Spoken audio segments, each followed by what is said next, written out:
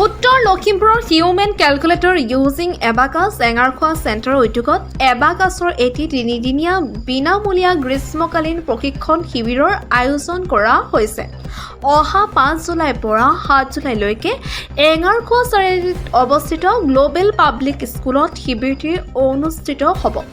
গ্ৰীষ্মৰ বন্ধৰ সদ্ব্যৱহাৰ কৰি ছাত্ৰ-ছাত্ৰীসকলে যাতে অংকৰ যাদু, মগজুৰ ব্যায়াম, খৰতকীয়াভাৱে অংক কৰিব পৰা পদ্ধতি আৰু সাধাৰণ জ্ঞান ইত্যাদিবোৰৰ সৈতে যাতে পৰিচিত হ'ব পাৰে, সেই উদ্দেশ্যে হিউমেন কেলকুলেটৰ ইউজিং এবাকাছ নামৰ অনুষ্ঠানটোৰ উদ্দেশ্য।